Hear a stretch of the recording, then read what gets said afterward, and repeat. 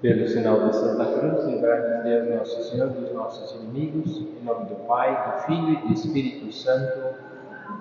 Meu Deus, creio firmemente que estás aqui, que me vês e me ouves. Adoro-te com profunda reverência.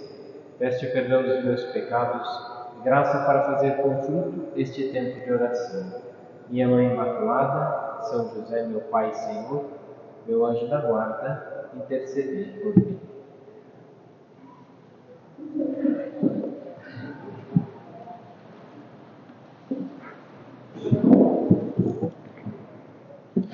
Neste mês de julho, que celebramos o preciosíssimo sangue de nosso Senhor Jesus Cristo, associamos esse sangue redentor que foi derramado para a nossa purificação, para a nossa transformação. Nosso Senhor nos chama e nos convida a vivermos bem este mês. E é um mês para sacrificarmos um pouquinho, apesar de ser férias para alguns, apesar de ser um mês, para mim pelo menos agradável, o inverno, se bem que não fez muito frio. Mas o que agrada muito é saber que nosso Senhor morreu por nós e se sacrificou por nós. O tema dessa meditação seria o serviço, servir na humildade e sinceridade. Quase que uma das chaves aqui de todas as palestras é a imagem da Virgem Maria, que é a humilde serva do Senhor e soube servir a Deus. Na oração, é a melhor forma de servirmos a Deus. Por quê? Porque com a oração nós começamos todas as coisas e deveríamos terminar todas elas. Na oração, purificamos até a nossa má intenção, até a nossa má inclinação. É na oração, voltado o nosso olhar e o coração para Deus, que podemos corrigir todas as coisas. E assim, olhar para nós mesmos na presença de Deus, para sermos coerentes com a nossa vida. Por isso, como podemos servir a Deus? Na humildade de reconhecer a nossa fraqueza, o sangue redentor de Nosso Senhor que nos purifica, e com sinceridade ir ao encontro de Cristo. A humildade e a sinceridade para cumprirmos bem nossas ações, porque é isso que Deus espera de cada uma de vocês e também de mim. Um grande perigo é querer fazer muitas coisas e querer o reconhecimento. Esse é o grave problema. Na oração, na vida de oração, a gente começa a coordenar as coisas. Por que fazemos as coisas? É por amor a Deus? Ótimo. É pelo bem das pessoas? Fantástico.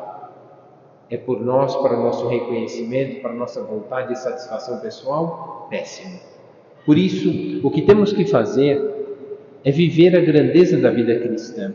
Um grande perigo é querer fazer muitas coisas e querer o reconhecimento nelas, quando na verdade a grandeza da vida cristã está no cumprimento das pequenas coisas cotidianas, por amor a Deus. Tudo fazer por amor a Deus. Isso muda tudo. E é por isso que a oração é tão necessária e é tão importante. Bom, basta ver na parábola do fariseu e do publicano. O que acontece, né? Lucas 18, capítulo 18, versículos de 9 a 14. Contou ainda esta parábola para alguns que, convencidos de serem justos, desprezavam os outros.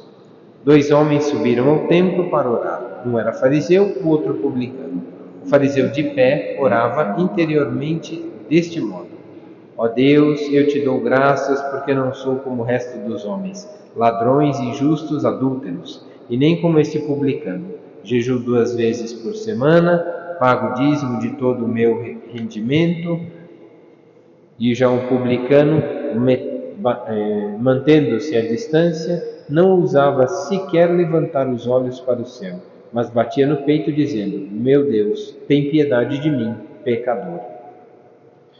Eu vos digo que este último desceu para casa justificado, mais do que o outro, pois todo o que se exalta será humilhado, e quem se humilha será exaltado. A verdade é uma só: se eu quiser me exaltar, Deus permite ser humilhado. Mas se eu me humilhar por amor a Deus, é Ele que me exalta. Por isso, aquilo que mais almejamos deveria ser a vontade de Deus, porque se Ele nos exalta, seremos melhores. Mas se queremos nos exaltar por alguma coisa, Ele nos rebaixa, nos coloca no nosso lugar. E qual é o nosso lugar? O serviço. E quando nos humilhou, nos colocou no lugar que deveríamos ficar para voltar a ser, segundo a vontade de Deus, exaltados. Pois é na humilhação da vida presente e no cumprimento dos deveres por amor é que Deus vai nos edificando, vai transformando toda a nossa vida. E por isso somos chamados na humildade, na sinceridade, na oração. A oração é o que vai nos fazer reconhecer a vontade de Deus. Basta ler um trechinho da Sagrada Escritura. Quantas coisas aprendemos? Quantos detalhes de amor vamos aprendendo com o nosso Senhor? São palavras de vida eterna. Cuidai das pequenas raposas que destroem a vinha. Isso disse nosso Senhor. E aqui entra um detalhe importante. Cuidai das pequenas raposas que destroem a vinha. Essa era uma frase típica, que Jesus colocou numa das parábolas, em que ele utiliza uma realidade da vida diária daquela época para tirar ensinamentos para a vida eterna e até para nós. Naquela região havia muitas vinhas e um problema era o ataque das raposas que vinham comer as frutas. Se não achavam carne, vinham comer as frutas, e elas faziam isso também. E sorrateiras como eram, roubavam mesmo. Então, era um problema da época, Não é que estragassem muito, mas uma aqui, outra ali, acabavam diminuindo muito a produtividade final. Com isso, ele queria ensinar que temos que estar atentos para os pequenos inimigos que, de uma forma silenciosa e sutil, podem ir roubando o fruto da nossa vida. Quais são as raposas que vão destruindo aos pouquinhos e roubando pouca coisa da nossa vida? Nos roubam a atenção, nos roubam a paciência, nos roubam o amor, nos roubam a delicadeza. Quais são as raposas que nós temos que descobrir na nossa vida? E como vamos descobri-las? Poderíamos pensar que um dos principais inimigos, que são como essas pequenas raposas, são os nossos vícios, são as nossas maneiras. E esses vícios, esses nossos erros habituais, nos fazem mal. É verdade que nós somos muitas vezes acostumados a fazer as coisas da mesma forma, mas alguns vícios vão nos roubando algumas coisas. E o cristianismo, no desejo de organizar o combate aos nossos inimigos interiores, classificou os vícios em grupos. Todos os vícios estão em 7 grupos. E esses 7 grupos são chamados 7 vícios capitais, ou também chamados 7 pecados capitais. São as 7 fontes fundamentais dos nossos erros. Tudo decorre desses 7 erros. É o jogo dos 7 erros. A gente tem que descobrir onde é que está o erro. E onde que está o nosso erro? A gente tem que descobrir. Quando é o orgulho, tem vários outros que derivam desse. Quando é a preguiça, vários outros que derivam desse. Quando é a vaidade, vários outros que derivam desse. Então são muitos, são esses grupos. Por isso, o nome é chamado capitais porque pertencem à cabeça. É a cabeça de todos os nossos vícios. Esses 7 vícios capitais, deles decorrem todos os outros nossos erros. Todas as nossas inclinações viciosas. Por isso, no estudo do catecismo e da doutrina cristã, não deveria faltar nunca a memorização desses 7 pecados capitais: soberba, avareza, luxúria, ira, gula, inveja e preguiça. Esses são os pecados que encabeçam todos os outros. Eu tenho um temperamento forte. Na verdade, você tem só ira. Eu não sei, eu tenho uma moleza tão grande para fazer isso, você tem preguiça. Na verdade, não suporta aquele outro. Na verdade, você é soberbo. Meu Deus do céu, não sei o que fazer com essas tentações, é luxúria. Então, na verdade, tudo tem nome. Então, esses pecados, eles derivam exatamente disso. Por que não suporta aquela outra pessoa? Se não é soberba, achando que você é melhor que ela, então é inveja achando que ela é melhor que você. Pronto, é um ou é outro, não tem outro meio. Então são todos os pecados que caem neles. Eles são as cabeças, 7 pecados capitais, cabeça de todos os outros pecados. Então aí derivam muitos daqui. Aí tem muitos nomes bonitinhos que está na moda agora falar, né? Por exemplo, a preguiça. Né? Nossa, eu tenho uma procrastinação para fazer as coisas. Nome tão bonitinho para falar preguiçoso, vagabundo, sem vergonha. Né? Então, de verdade, não está querendo, não põe em prática aquilo que deveria fazer. Né? Na verdade, é uma tibieza tremenda. O que é tibieza? Preguiça de ir rezar. Vai rezar, vagabundo, sem vergonha. Pronto, resolvido o problema.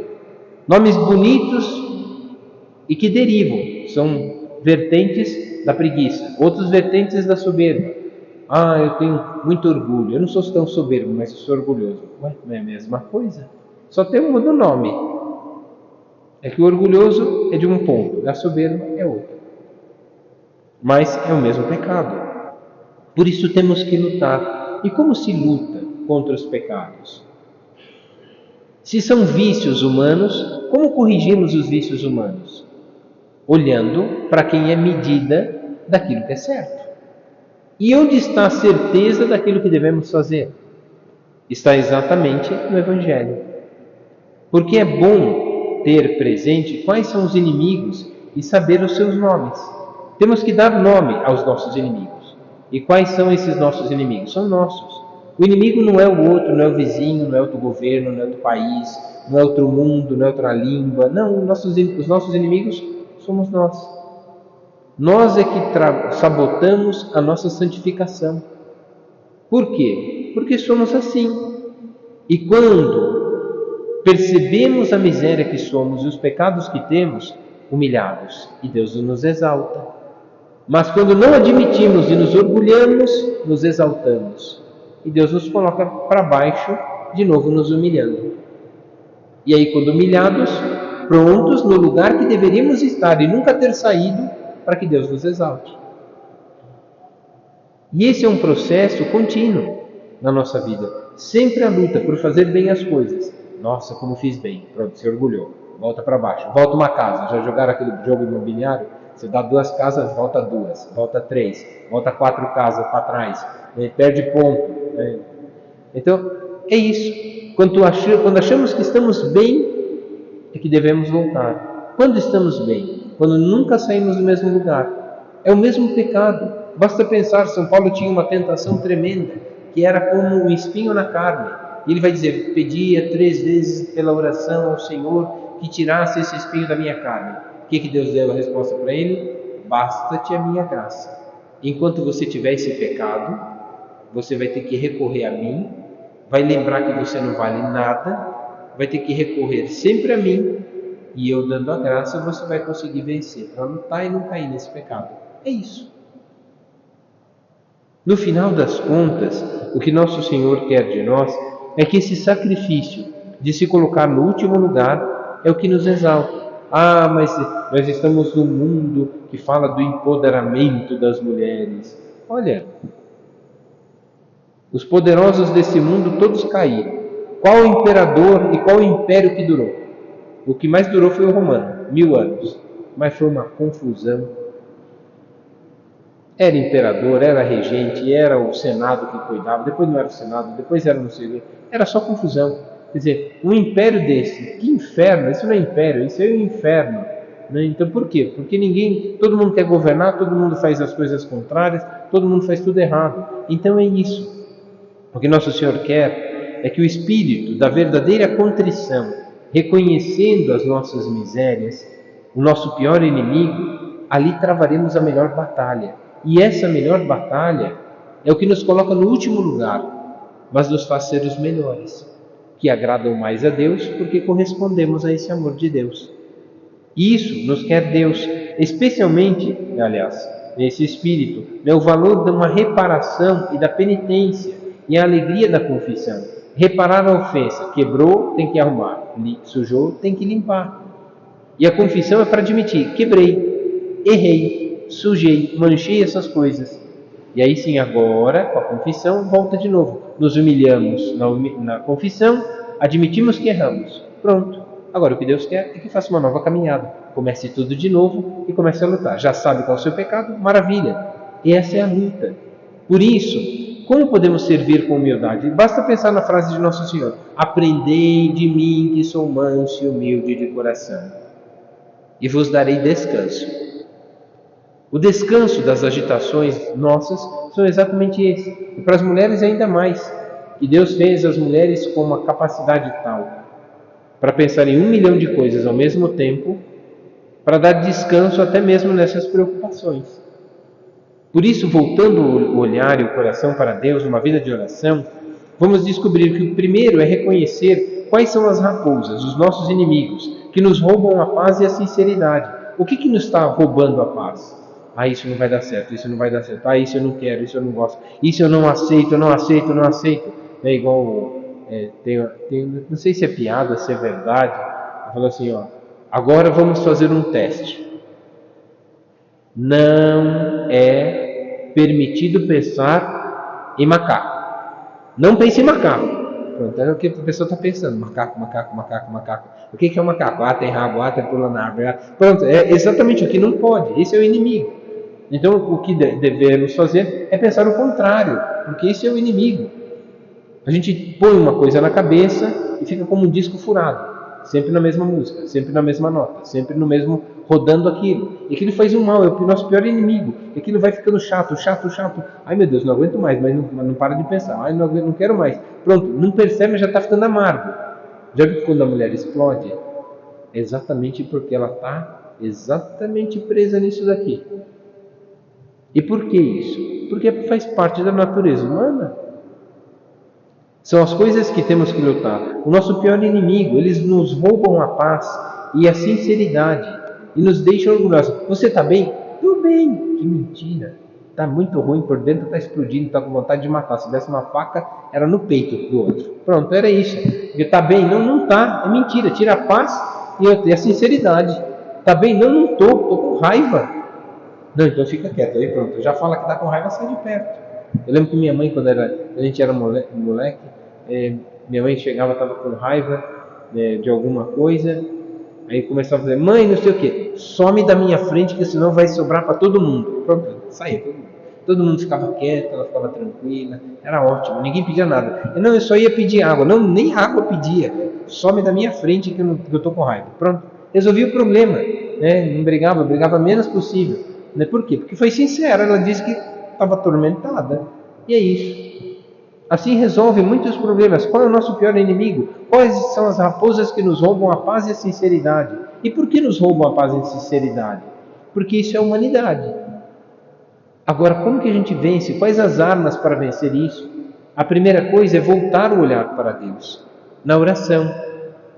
Como podemos servir a Deus? Sem raiva, na verdadeira paz, sem rancores, sem mágoas, na sinceridade de fazer bem as coisas. É na vida de oração. É voltando o nosso coração para Deus, voltando o nosso olhar para Deus, que vencemos as coisas. Normalmente, aquilo que nos rouba a paz e a sinceridade nos deixa orgulhosos. Eu que tenho razão, eu que estou certo, eu que faço isso, eu que sei aquilo, pronto. Nos deixa orgulhosos. O pior, não resolve problema nenhum, não corrige o outro e ainda sai o pior. Dois ruins, um pecou e o outro ficou com raiva e pecou junto. Então essa é a luta que devemos travar. Por isso devemos ocupar melhor o nosso tempo, a nossa cabeça com coisas sadias e úteis, não se deixar levar só por aquele mesmo pensamento, lutar contra as manifestações de orgulho, especialmente no trato com Deus e com os outros. Ah, meu Deus, por que o Senhor não me dá tal coisa? Orgulho, porque eu que sou tão bom, o Senhor tem que me dar. Então, são essas as lutas que a gente tem que travar. E Nosso Senhor nos pede exatamente isso, em casa, evitar as discussões, seja com o marido, seja com os filhos, maneiras duras de corrigir os filhos. Sim, é preciso ser firme, mas não dura. Às vezes, na hora da raiva, a mão pesa um pouco mais, então tem que tomar cuidado, mas tem que ser corrigido. A virtude que se opõe ao vício da soberba e do orgulho é a humildade. é aceitar que não tem jeito. A peste do marido é assim, vai fazer o quê? E as pestes das crianças? São tudo desse jeito. Né? Então, só dá para mudá-los? Não, mas querê-los bem e ajudá-los muito, lutar mesmo. Né? Mas vamos começar exatamente a procurar analisar, né, por esse vício. O pior de todos os vícios é o orgulho, contrário à humildade. Para servir com humildade, o orgulho não nos deixa servir. Esse não merece, aquele não quero, isso eu não gosto. Então o orgulho nos impede de servir. Já a humildade nos coloca no último lugar. E aí servimos. E quando servimos, somos melhores. Essa é a verdade. A beleza da nossa vida está no serviço, naquilo que a gente faz no mundo. De certa forma, o empoderamento feminino diz que as mulheres têm que fazer muitas coisas. E tem mesmo. São chamadas a participar da salvação em Cristo Jesus. E tudo que elas fazem, se estão ligadas ao Evangelho, à vida de Cristo, é perfeito. É a plenitude da vida das mulheres. Imitar Cristo, imitar a Virgem Maria, na grandeza de um amor perfeito, que não fica medindo as coisas, esse não merece, ou esse precisa menos. Não, fazer porque todos precisam. Porque Deus nos pede para amar. E essa é a diferença. Não ficar medindo as coisas, o orgulho faz. Eu sou melhor, o outro é pior. O outro não merece e eu que mereço. A humildade não. Tadinho, está tão ruim, está fraquinho, está péssimo, vai para o inferno, mas vamos ajudar antes que vá rápido. Então pronto, ajuda, serviu. É isso, essa é a diferença, isso muda tudo. Na carta aos Coríntios, ele vai dizer, no capítulo 4, versículo 7, ele vai dizer assim: e que tens tu que não tenhas recebido? E se o recebeste, por que te glorias como se não o houveras recebido? Tudo que a gente tem foi de Deus, dado por Deus, até as nossas capacidades, tudo nos foi dado por Deus. Mas é verdade que eu me empenhei, sim, mas a capacidade de se empenhar para ser melhor, de quem foi que você recebeu? Dos 23 cromossomos do pai, 23 cromossomos da mãe, sim, junto com os vícios e a capacidade, o caráter, né, e a disposição. Mas quem te deu tudo isso? Deus. Tudo que nós temos pertence a Deus e deveria ter o seu fim em Deus. E essa é a grandeza da nossa vida. Você recebeu tudo de Deus: a existência, a vida, a família, os dons, as qualidades, as possibilidades, tudo. Fugir dessa realidade é cair num tremendo engano, numa grande mentira. O orgulho surge sempre de um erro, ou de um erro de origem, achamos que somos melhores, ou de um erro no fim. Não vou fazer tal coisa porque aquilo lá não vai dar certo e eu não quero. O orgulho é exatamente isso. Ele deriva de um erro no começo da nossa vontade ou no fim último, quando queremos uma coisa errada. Querer uma coisa errada nunca vai dar certo no meio do caminho. Não, mas se eu mentir agora só um pouquinho, ninguém vai descobrir e vai dar certo lá no fim. Não! Se o fim é o último, é mentira, vai dar errado o caminho todo. E é por isso que temos que lutar para não cair nisso. E qual é o remédio para não cairmos no orgulho e em nenhum outro dos pecados capitais, apesar da nossa humanidade ser inclinada a todos esses vícios? Temos uma inclinação natural para isso. Qual é o remédio de fundo para o orgulho? E reconhecer de fato que todas as coisas boas só procedem de Deus. As ruins procedem da nossa vontade, mas as boas só da vontade de Deus. São José Maria Escrivá tinha uma oração que ele fazia muitas vezes na sua vida, que ele era uma pessoa muito boa, muito santa, cheia de qualidades, era muito esforçado, era muito rezador, né, muito preocupado pelos outros, tinha muitas qualidades, é verdade. Mas olha o que ele dizia dele mesmo. Ele era tudo isso, e é um santo reconhecido pela igreja. É um homem que mudou a vida de muita gente, mesmo depois de morto, na glória dos céus, quanto ainda não continua mudando. Mas olha o que ele dizia dele mesmo. Dizia de si mesmo: eu não sou nada, eu não posso nada, eu não valho nada. Por que ele dizia isso? Falso orgulho, falsa humildade? Né? Orgulho verdadeiro e falsa humildade? Não. E o dizia com grande sentido de realismo: eu não sou nada. E ele completava: vim do nada e só sou algo porque Deus me pôs no mundo. Como um nada diante de ti, não posso nada. Se Deus não me ajudasse, só faria bobagens. Por isso, eu não posso nada. E aí ele continua. Por isso, a pessoa humilde reza, enquanto a pessoa orgulhosa reza pouco ou quase nada, porque não precisa. Por isso a oração é a busca de reconhecer quem nós somos. Na oração, reconhecemos a humildade de precisar de Deus. E é na oração o único remédio para não cairmos no orgulho. Sem oração não há humildade. Sem humildade não há reconhecimento da grandeza divina. Sem a grandeza divina, estamos perdidos. Por isso, somos chamados a essa perfeição. E São José Maria Escrivá ainda continuava: não valho nada. E aí há um paradoxo. Nós valemos muito, porque Deus quis vir à Terra por nossa causa. Fostes comprados por um grande preço. Então por que ele falava que não vale nada? Por que será que ele falava que não vale nada? Ele dizia exatamente isso pensando, mas ainda assim é um grande preço que Deus pagou por algo que Ele nos deu, como um pai que arremata numa quermesse uma prenda que havia sido dada para os seus filhos. Deus nos deu tudo e ainda morreu por nós. Deu tudo e ainda comprou-nos por um alto preço. A gente já pertencia a Ele e ainda comprou por um alto preço. É alguém que vai na quermesse, dá a prenda e depois vai lá e compra a prenda. Então deu e comprou. Gastou duas vezes a mesma coisa com aquilo. É a mesma coisa o que fazem as mulheres com o marido e com os filhos. Além de ser de vocês, vocês ainda cuidam deles. Já é de vocês, deve pertencer a vocês e pronto. Mas não, ainda fazem tudo por eles, para ajudá-los ainda a serem melhores. E essa é a grandeza de reconhecer. O remédio contra o orgulho é a humildade. Mas de onde começa a humildade? Qual é o caminho para sermos humildes? Reconhecer que precisamos de Deus. Aos olhos do mundo, se nós chegássemos aqui, vamos ser sinceros, para a nossa família, nós somos muito importantes. Apesar deles fazerem mal para a gente de vez em quando.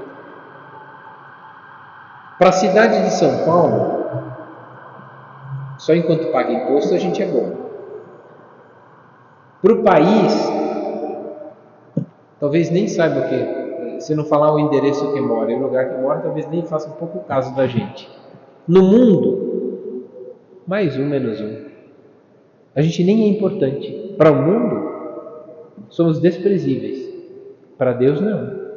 E para as pessoas que precisam de nós, do nosso trabalho, do nosso serviço, da humildade, da constância de cumprir bem todas as coisas, somos tudo. E aqui está o segredo da humildade. O diabo nos quer tirar exatamente daquilo que é o reconhecimento da nossa vida. Quando somos grandes, não, somos grandes porque nos colocamos no último lugar. E esse último lugar é que nos fez imitar Cristo, que não veio para ser servido, mas veio para servir e dar a sua vida por nós. Quando damos a vida, imitamos Cristo. E quando rezamos, colocamos-nos no lugar de Cristo para servir melhor. E servindo, humilhados nessa vida aos olhos do mundo, exaltados no amor de Deus. Mas os que se exaltam serão humilhados. Deus, o castigo de Deus é tão fabuloso, porque assim, a pessoa orgulhosa, ela pensa, a gente até pensa, nossa, esse orgulhoso vai para o inferno. Não, Deus ainda dá uma chance, permite ele se arrebentar, permite ele ser humilhado e voltar para o lugar. Deus põe ele no lugar que ele precisava ficar para ele começar a ficar bom. Esse é o castigo. Deus nos coloca no nosso lugar. Qual o lugar? O da nossa salvação. Qual é o lugar da nossa salvação? Na nossa casa, na nossa oração, no nosso trabalho. Ali é o lugar que somos humilhados, mas é o lugar onde seremos exaltados. Não outro. A tentação do mundo é nos tirar do lugar e achar que seremos bons, melhores que todos. Não, é o contrário. São José Maria havia pedido para os seus filhos para escrever no seu túmulo. Ele dizia, escreveram, quando ele morreu, escreveram o padre, que era como o pai deles, o pai na fé, o pai nesse amor. Mas ele pediu para escrever. Essa daí foi uma das desobediências dos filhos do Opus Dei. porque eles não escreveram o que ele pediu. Ele pediu para escrever. Na lápide dele ele escreveu peccator, pecador. Sou um pecador. Ele pediu para escrever isso, colocaram o padre. Aí fala assim, foi a primeira desobediência dos membros do Opus Dei. Desobedeceram escrevendo o que ele não mandou. Ele mandou escrever pecador. Mas é verdade que com o coração aqueles que amavam não iam escrever pecador. Queriam escrever o amor. Tudo aquilo que ele fez de bom queriam ser gratos a ele. Por isso escreveram o padre. Mas que na verdade ele pediu para escrever o pecador. Porque ele queria se colocar no lugar que Deus colocou para ele. Pecador que com humildade rezou para conformar a sua vontade à vontade divina. E é isso, o nosso lugar é esse. E a tentação do mundo é nos tirar do lugar onde vamos ser santificados, onde vamos chegar a ser exaltados por amor de Deus, porque ali nos sacrificamos por amor. E é isso, querer fazer uma outra vida, um outro caminho, que vai nos tirar do céu. Só para terminar, dizemos assim: só a pessoa loucamente orgulhosa não vê os seus inúmeros pecados, faltas e ofensas a Deus. Pecados leves e pecados graves, ela não percebe. Por isso custa a confissão. Uma pessoa que tem dificuldade na confissão é porque não consegue perceber nem as faltas, nem as ofensas a Deus, nem os pecados leves, nem os pecados graves, não percebe nada. E a humildade é reconhecer, não fiz bem isso, fiz com má vontade aquilo, fiz por obrigação aquilo que não queria. Foi humilde, reconheceu que foi miserável. E Deus exalta. Por quê? Porque como pecador, como o publicano, batia no peito e dizia, né? Eu pecador. Somos todos pecadores. Que nos sirva essa ocasião para olhar com realismo para o nosso coração, localizando as raízes más do orgulho, as raposas que nos roubam a paz e a sinceridade, né? Nos deixando na soberba, desejando que sejamos mais realistas e, portanto, mais humildes. Tão bonito perceber a grandeza do ensinamento da Virgem Maria. O poderoso fez em mim maravilhas, e santo é o seu nome, porque ele viu a pequenez, a humildade de sua serva, daquela que queria servir. No serviço, a Virgem Maria nos ensina a sermos grandes.